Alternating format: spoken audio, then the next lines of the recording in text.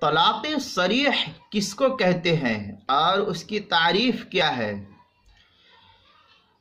تو جاننا چاہیے کہ طلاق صریح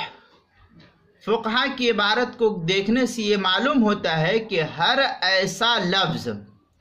جس کو عرف عام میں طلاق کے لیے استعمال کیا جاتا ہو، جسے سن کر فوری طور پر طلاق کی طرف انسانی ذہن جو ہے منتقل ہو جاتا ہے، لہذا جو ہی انسان کا ذہن اس کی طرف منتقل ہو جائے اس کو طلاق صریح سے تعبیر کیا جاتا ہے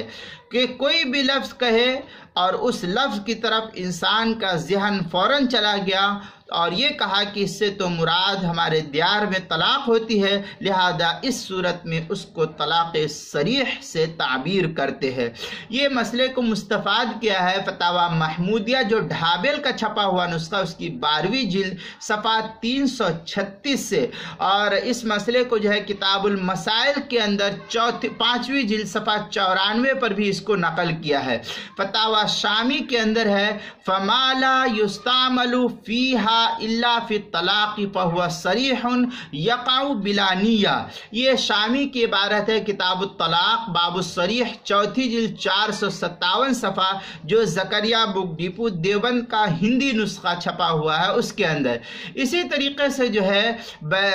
حاشیۃ الشلبی جو تبیین الحقائق کے حاشے پر ہے اس کے اندر ہے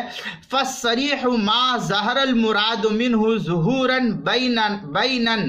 حتی صار مکشوف المراد بحیث، اس طریقے کی عبارت جو ہے وَتَقَوْ وَاحِدَةٌ رَجْعِيَّةٌ، تھوڑی لمبی عبارت ہے، میں نے مختصراً پڑھ کے آپ کو بتا دی۔ حاشیۃ الشلبی کے اندر دیکھیں گے جو تبیین الحقائق کے حاشیے پر ہے پرانا نسخہ اس کی 3 جلد صفحہ 39 بیروت کا چھپا ہوا۔ اسی طریقے سے بدائع الصنائع کے اندر بھی علامہ کاسانی رحمۃ اللہ علیہ نقل کیا ہے کتاب الطلاق فصل النیۃ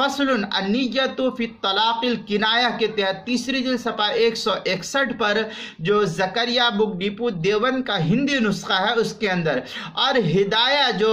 مکتبہ امدادیہ ملتان پاکستان کا چھپا ہوا نسخہ اس کی 2 جلد صفحہ 359 پر اس کو نقل کیا ہے۔ اسی طریقے سے ہدایہ جو دیوبند کا چھپا ہوا نسخہ اس کے آگے لکھتے ہیں قولہ انت طالق هذه الالفاظ تستعمل فی الطلاق ولا تستعمل فی غیرہ فکان صریحا، یہ ہدایہ کی عبارت ہے کتاب الطلاق باب ایقاع الطلاق جلد نمبر 2 صفحہ نمبر 359 جو دیوبند کا چھپا ہوا یاسر ندیم دیوبند کا چھپا ہوا ہندی نسخہ اس کے اندر۔ بدائع الصنائع کے اندر اسی جگہ کتاب الطلاق کے اندر فصل النیۃ فی طلاق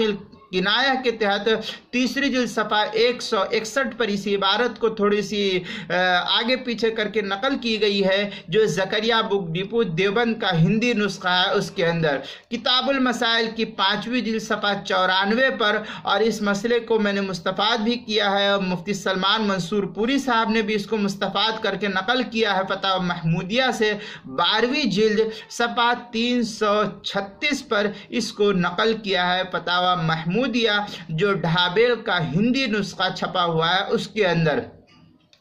چنانچہ کتاب المسائل کی عبارت اس طریقے سے ہے کہ ہر ایسا لفظ جس کو عرف عام میں طلاق کے لیے استعمال کیا جاتا ہو جسے سن کر فوری طور پر طلاق کی طرف ذہن منتقل